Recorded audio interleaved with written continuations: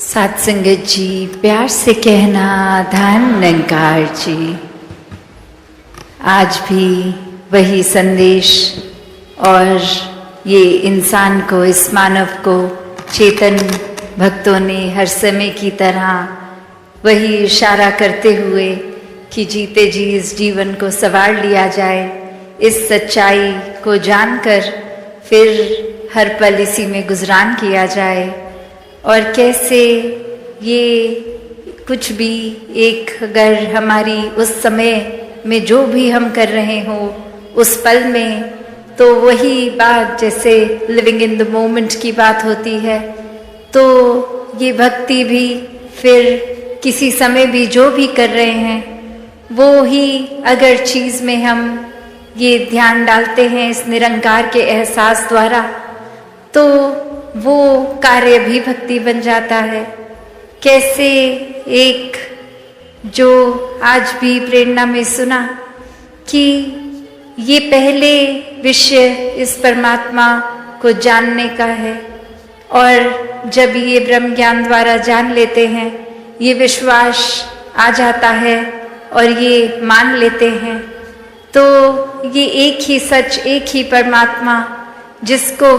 देख भी लिया और इसमें यकीन भी हो गया, ये एक भाव, और उसके बाद फिर स्वाभाविक ही हो जाता है एक हो जाना। ये एकमिक अवस्था इस परमात्मा के साथ, इस परमात्मा की बनाई हर चीज़ के साथ। तो कैसे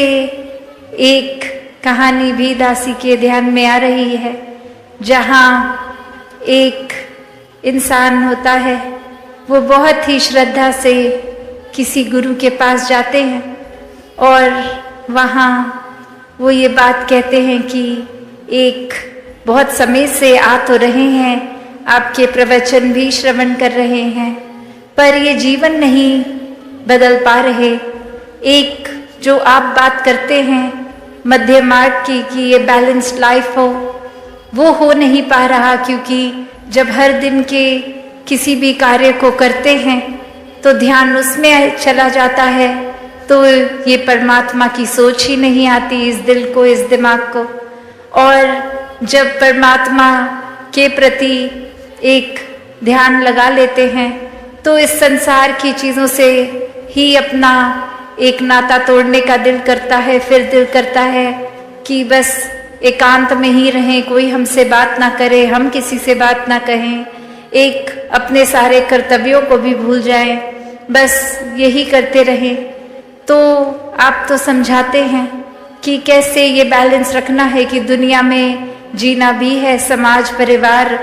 की सेवा भी करनी है, और हर पल में परमात्मा को भी याद रखना है, और ये उपलब्धियों को भी प्राप्त करना है, मेहनत करनी है। और अब इस उपलब्धियों से इतनी सारी चीज़ें घर में खरीद के रखनी है, तो नज़र जहाँ जाती है एक नई डिस्ट्रैक्शन बन जाती है। तो ये अब एक मिक होना है, ये बैलेंस बनाना है, ये तो सीख लिया, पर इस पे अब एक प्रैक्टिकली जिया नहीं जा रहा। और वहीं वो समझाते हैं गुरु कि आपके घर के आसपास आपसे सबसे नज़दीक क्या दुकान है, कौन सी दुकान है, तो वो सब बताते हैं कि एक सब्जी वाले हैं, वो बस बहुत अलग अलग सब्जियां रखते हैं, और अपने तराजू में वो जो भी ग्राहक आता है बताता है कितने किलो को कितनी सब्जी चाहिए, उसको तोल कर दे देते हैं। और फिर वो गुरु कहते हैं ठीक है, अब जाइए उनको ध्यान से ऑब्जर्व कीजिए, ये कण कण में शिक्षा है, तो यहाँ से भी आपको शिक्षा मिलेगी, आप उनके पास जाइए। और अब वो इंसान अपने पड़ोस की ही दुकान पे पूरा दिन बैठता है, देखता है कि हो तो वही रहा है जो मुझे पहले से ही पता था, कि ग्राहक आया अपना सामान ले गया और ये दुकानदार ऐसे ही तोल कर दे रहा है। और जब वो दुकान का समय हो गया और वो रात्रि घर आने का उस दुकानदार का, वहाँ पे रुक के वो एक बात पूछने की कोशिश कि मेरे गुरु ने कहा है, ये शिक्षा मुझे आपसे मिलेगी कि मैं कैसे बैलेंस लाइफस्टाइल में रहूं। तो ये आपकी क्रिया, इससे आप कैसे कर रहे हैं इसके बारे में कुछ रोशनी डालें। ये देखने में तो बहुत सिंपल काम है। तो वो इंसान समझाता है, वो दुकानदार समझाता है अब कि ये कार्य तो बस यही है कि जितने किलो का एक वजन मैंने एक तराजू में डाला, उतने किलो की ही वो सब्जी उसी दूसरे तराजू की दूसरी ओर ही रख दी। तो उससे ये बैलेंस बन जाता है, तो पता चल जाता है। और इसी से मुझे पता है कि अगर मैं 2 किलो सब्जी बेच रहा हूँ तो वो अंदाजे से नहीं है, तो मैं किसी ग्राहक को एक चीट करके उससे 4 किलो सब्जी का पैसा नहीं ले पाता। वो एक बहुत ही संतुलन बना रहता है, बहुत ट्रांसपेरेंट काम होता है। ग्राहक भी देखता है ये एक ईमानदारी से ही पैसे कमा रहा हूँ। और अब ये बात, और जो हो सकता है उस इंसान को सबकॉन्शियसली तो पता भी थी, पर ये गुरु ने भेजा था तो इतनी बारीकियों से अब समझ आया। और फिर वहीं उपस्थित होके वो अपनी बात यही रखते हैं कि अब ये प्रैक्टिकल लाइफ में ये तो देख लिया कि कैसे एक वो गुण भी अंदर आ गया कि ये धोखाधड़ी ये नहीं करनी है, और साथ ही ये बैलेंस की भी वो बात दुकानदार कर गया। तो यहाँ ये तो पता चल गया कि ये बैलेंस तो ज़रूरी है, और अब बस ये इम्प्लीमेंट कैसे करूँ। तो आगे से वो गुरु यही समझाते हैं कि कैसे वो दुकानदार चाहे एक क्रिया रूप में, एक पूरे दिन में, एक कुछ भी कैसे भी ग्राहक आ रहे होंगे, कोई बहुत ही जल्दी में होंगे, कोई तो ऐसे भी होंगे कि इतने धीरे धीरे एक बात कर रहे हैं, सोच रहे हैं सब्जी क्या लें, और उनके पीछे और क्यू लग रही होगी, एक लाइन लग रही होगी ग्राहकों की। और इससे देखकर कि इतनी देर लग रही है, कुछ ग्राहक वो लाइन छोड़ के किसी और सब्जी वाले पे भी जा रहे होंगे कि हमें जल्दी चाहिए, और ये दुकानदार तो इतनी देर लगा रहा है। और किस तरह से कोई बहुत ही खुशी के अवसर के लिए बहुत सारी सब्जियां लेके जाएगा, और कोई तो आकर कुछ पत्ते ही लेके चला जाएगा, कोई बहुत ही जल्दी में आएगा, एक हबचड़ी भी मचाएगा, और कोई बहुत ही एक सहज भाव में आके आराम आराम से कर लेगा। तो वो दुकानदार ये सब देख रहा है, कितने रंग देख रहा है ग्राहक के भी, पर वो तो वही कार्य सहजता में करता जा रहा है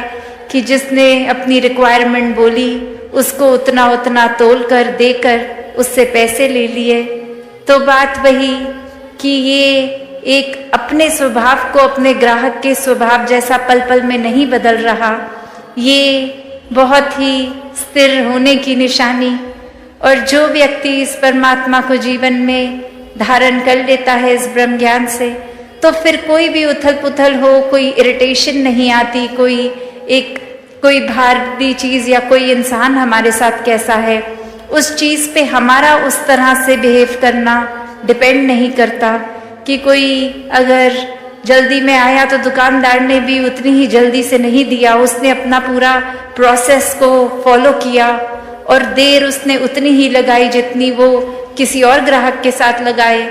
और वही बात संसार में रहने के लिए भी, कि कैसे एक दुनिया में हम अगर आए हैं तो फिर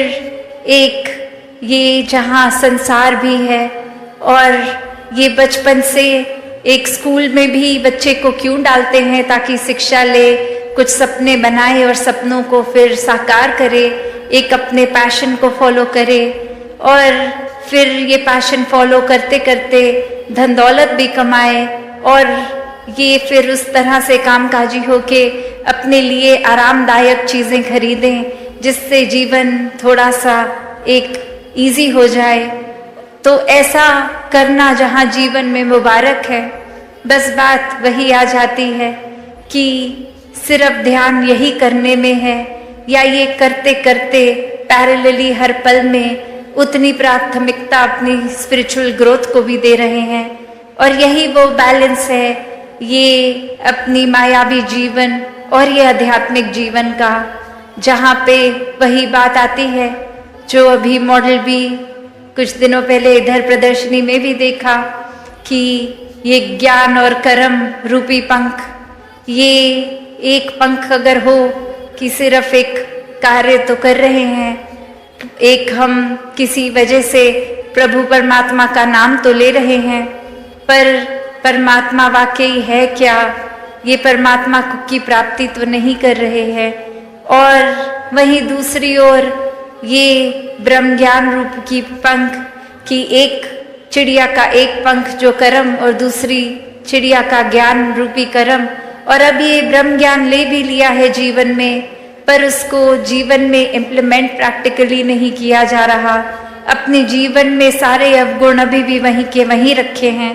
एक अपनी वाणी को कठोर का कठोर ही रहने दे रहे हैं। ये किसी से मधुर स्वभाव अपने अंदर नहीं ला रहे, किसी से प्यार से बात नहीं कर रहे। तो ब्रह्म ज्ञान जीवन में आने के बावजूद भी ये उड़ना कहाँ संभव होगा। वो फिर बात वही कि ऐसा पक्षी जिसके दो पंख हैं, एक ज्ञान का एक कर्म का, वो ही उड़ान भरेगा, क्योंकि ये कर्म भी हैं, ये जीवन में इम्प्लीमेंटेशन भी है। और ये ब्रह्म ज्ञान की विद्या, ये सबसे ऊंची दात, ये भी ये झोली आई है। तो यहाँ एक ये जो बैलेंस का उदाहरण इस कहानी में भी, तो कैसे एक सुनने में तो लगता है कि एक शायद बैलेंस अचीव करना जीवन में पॉसिबल नहीं है, क्योंकि हमारा जहाँ मन ये चंचल है, एक तरफ अगर लग जाएगा, एक अगर हमने चीज दिमाग में बांध ली तो बस उसी ट्रैक पे उसी को ही सोचता जाएगा और एक चीज की इतनी एक्सट्रीम कर देगा। एक अपनी पॉइंट ऑफ व्यू को भी इतना एक्सट्रीम हम मान लेंगे कि हमारे जैसा अच्छा कोई सोच ही नहीं सकता, एक हमारे जैसा अच्छा तो कुछ भी कोई नहीं कर सकता, कोई है ही नहीं इतना अच्छा। कहाँ हम फिर वो बैलेंस दूर दूर तक करते ही नहीं। और ये तो पता ही है, जब एक चीज की ही अति होती जाएगी तो फिर दूसरा एक बैलेंसिंग फैक्टर है ही नहीं। तो वो एक हाइट जहाँ तक कोई अगर ऊंचा जाता है, अगर कितनी भी पहाड़ की ऊंची चोटी पे चले जाएं, तो एक वो लास्ट फाइनल पॉइंट होगा, वो टिप होगी,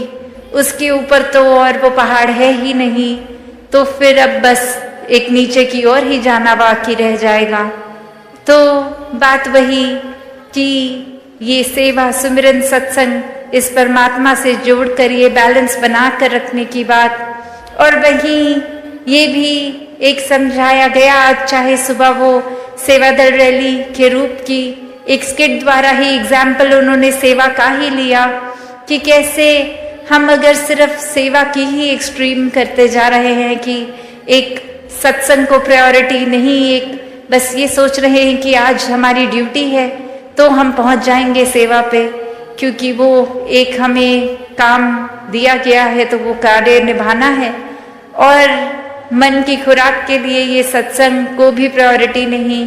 तो वो सेवा भी बस कार्य ही बन जाएगी, क्योंकि वो भाव तो सत्संग से मिलते हैं। और ये मन में भी अगर सिमरन का घाटा है तो ये सेवा और सत्संग भी फिर वो एक हमारी ग्रोथ के लिए इनकम्प्लीट है। तो यहाँ ये तीन चीजों का बैलेंस है। उस तराजू में वो पंखों में तो चलो दो पंख की बात थी, यहाँ एक ये निराकार को हर समय रखकर ये सेवा, सुमिरन, सत्संग को ही इक्वली इम्पोर्टेंट बना के रखना, ऐसा बैलेंस करना। और जो ये कर लेते हैं उनके लिए फिर ये जीवन भी बहुत सहज हो जाता है, फिर कुछ एक्स्ट्रा एफर्ट नहीं लगता। हर दिन चाहे आज लगे कि ये सुबह से निकले इतने थके और आज तो घर पे कोई गेस्ट भी आने हैं, उनको भी एक अटेंड करना है, और फिर हमें किसी के घर डिनर पे उनके गेस्ट बन के जाना है, तो फिर ये पूरी दिन की एक्टिविटी इतनी ज़्यादा, तो इसमें थोड़ा सा मैनेज करना, एक ये एक भागा दौड़ी लगानी, ये कैसे समय पे सब कुछ होगा, ऑर्गेनाइज करना, ऐसे थॉट्स भी इतने सहज हो जाते हैं कि जब कोई आया घर पे उसको गेस्ट ही ना माने, परिवार का ही हिस्सा माने और वो प्यार का भाव हो जाएगा, तो कुछ वो शो ऑफ करने की बात तो रही ही नहीं कि इनके आगे कुछ फ्लॉन्ट करना है। उनको वैसे ही प्यार से बिठा के खाना परोसना है और उसी प्यार से वो खाना भी बनाया जाएगा कि ये किसी को इम्प्रेस करने के लिए नहीं है, बस ये जो आ रहे हैं उनसे इतना प्यार है क्योंकि वो प्रभु के ही बनाए गए हैं। और अब जब वो बात आ जाती है तो वही प्यार से खाना बनाया गया, खिलाया गया और फिर आगे किसी और के भी घर जा रहे होंगे तो वही प्यार लेकर जाएंगे कि आप कोई बात नहीं, आप बैठिए, आपका चाहे घर है पर हम मेहमान होकर भी आप बताइए क्या लाना है, हम खुद लेके आएंगे किचन से। तो ऐसे भाव भी संतों के हो जाते हैं कि आप सारा ये थकावट अपने हिस्से लाने कि हम चाहे आपके घर मेहमान बन के आए हैं पर हम हैं तो सेवादार ही, तो जो भी है ये मिलजुल के निभा लेते हैं। तो बात वही कि कैसे इस जीवन में फिर अपने ऊपर ही है कि एक बेकार में ही हर छोटी से छोटी चीज़ का भी स्ट्रेस बना के रखना है या इस परमात्मा में इतने एक में खो जाएं कि कौन सी चीज़ हो के निकल भी गई वो कुछ लगी ही नहीं बड़ी, एक बहुत ही हवा के झोंके की तरह आई और गई। और कैसे फिर ये बैलेंस भी बना रहता है कि वो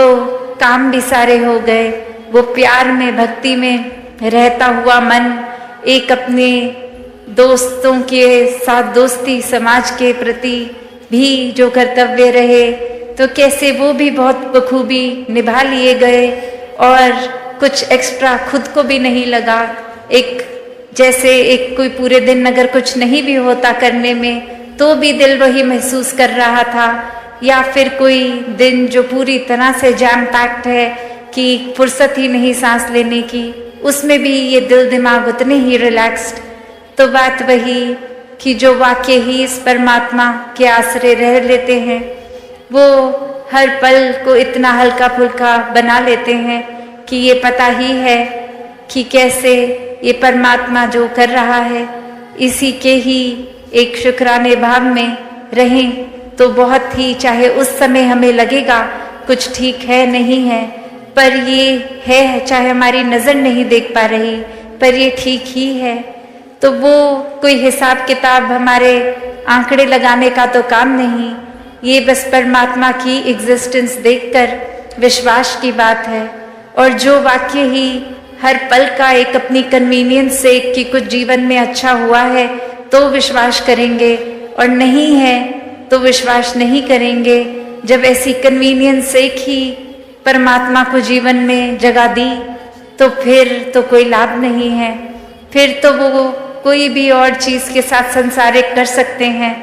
और परमात्मा को प्राप्त करके भी जब एक सब कुछ प्राप्त कर लिया तो भी नज़र इतना छोटा, तंगदिली बना ली, नज़रिया इतना छोटा, तो फिर इतनी बड़ी दात का भी क्या ही फायदा रहा। तो बात वही कि ये जो बैलेंस की बात है और इसी बैलेंस के साथ ये विस्तार भी होता है कि जैसे जैसे हमें फिर ये एहसास होगा कि परमात्मा को और ज़्यादा अगर हमें पता है अपने अंतर्यामी हम खुद हैं कि वाकई में हमारा ध्यान, हमारा दिल पूरा दिन ज़्यादातर क्या करता है,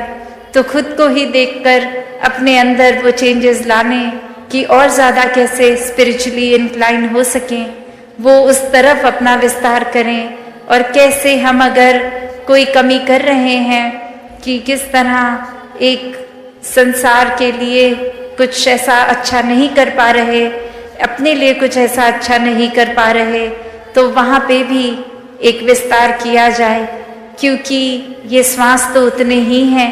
और उसी में ये एक मटेरियलिस्टिक और स्पिरिचुअल लाइफ को बैलेंस करना है, तो उसी में ही सब कुछ करना है। तो जिन्होंने ये बखूबी कर लिया वो तो अपना जीवन बहुत अच्छे से निभा गए, वरना तो ये कैपेसिटी, ये कैपेबिलिटी इस परमात्मा ने हर एक में दी है वो हमारा ही कहीं आलस है, चुनाव है, या फिर एक हमारा माइंडसेट को जो हम इतना नारो कर देते हैं, या अपने अहंकार में ही चूर रहते हैं कि कोई भी चीज़ करने की काबिलियत होने के बावजूद नहीं करते, या फिर इस परमात्मा का आसरा ही नहीं लेते। एक माइंडसेट हमने ऐसा बना लिया होता है। तो दातार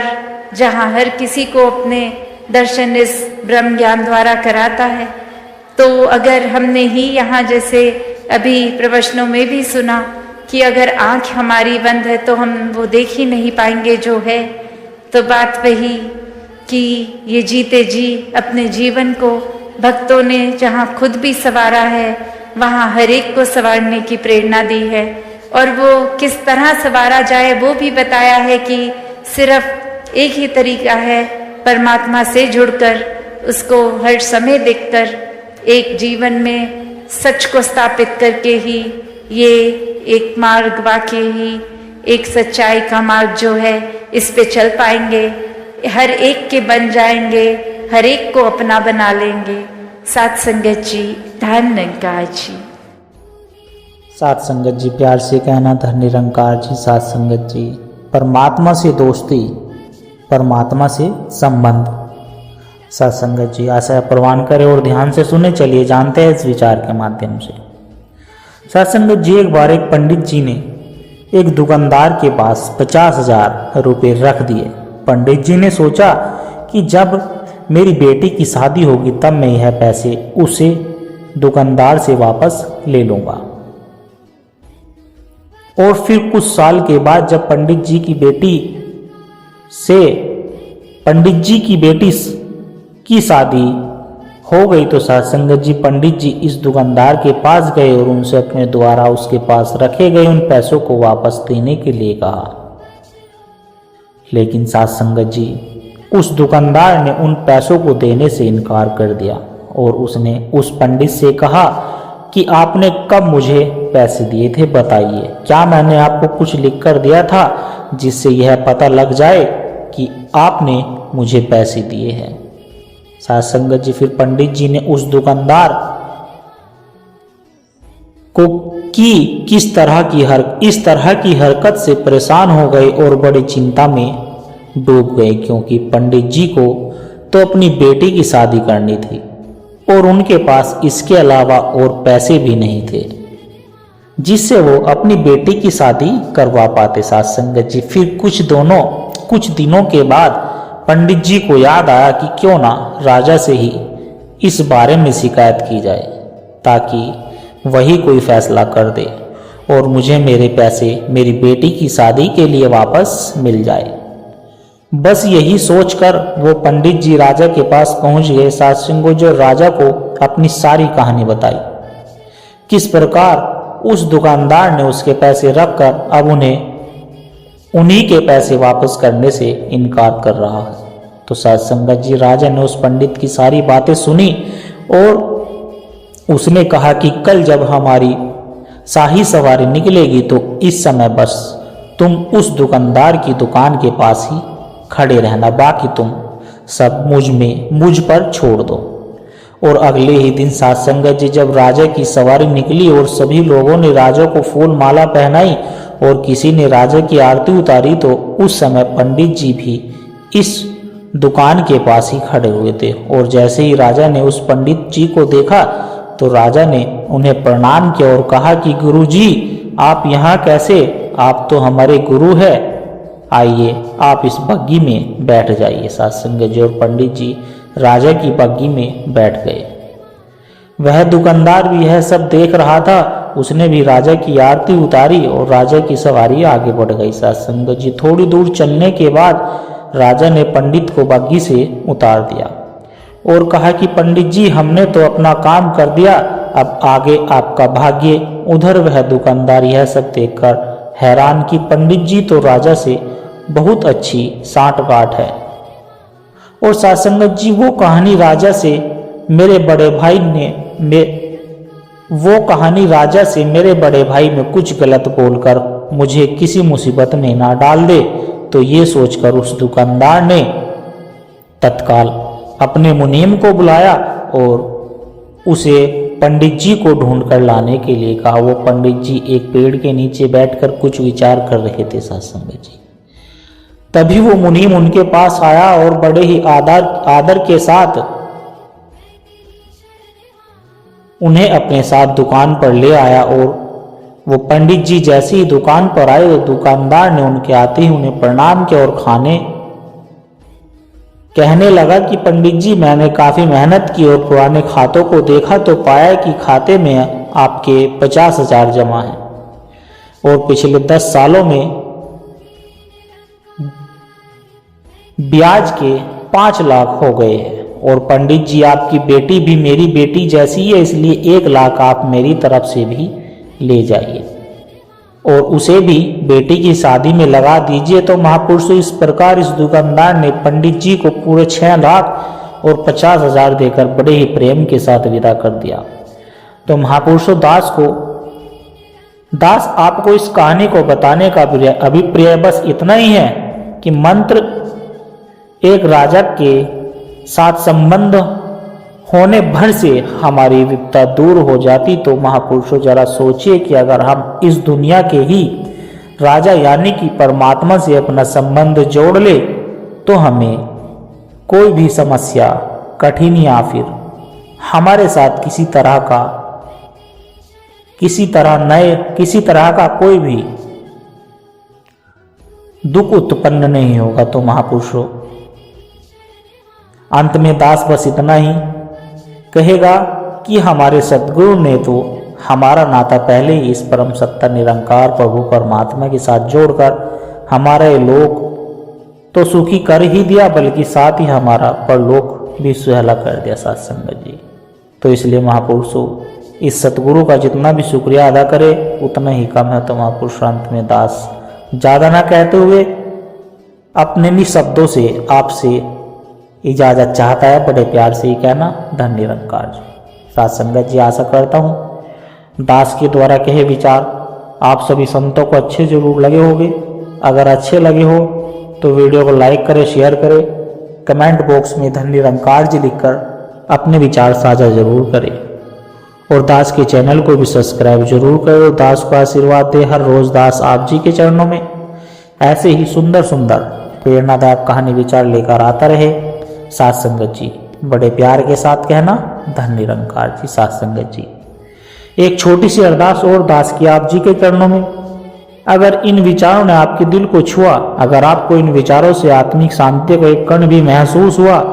तो इस ज्ञान के प्रसाद को केवल अपने तक सीमित ना रखें, इस प्रेम के पैगाम को आगे और तक भी पहुंचाए, क्योंकि एक दिए से ही साथ संगत जी दूसरा दिया जलता है। जब हम इस सत्य की आवाज को और रूहों तक पहुंचाने का माध्यम बनते हैं ना साथ संगत जी, तो यह भी निरंकार की एक बहुत सुंदर सेवा ही है। और इस ज्ञान की धारा से सदगुरु के इन विचारों से निरंतर जुड़े रहने के लिए आप इस सत्संग के डिजिटल परिवार का हिस्सा बन सकते हैं, ताकि जब भी कोई नया विचार साझा हो वह आप तक सहज ही पहुंच जाए और हमें एक दूसरे के विश्वास से बल मिलता रहे। साथ संगत जी, सदगुरु हम सब की यह छोटी छोटी सेवाएं स्वीकार करें। साथ संगत जी, प्यार से कहना, धन निरंकार जी।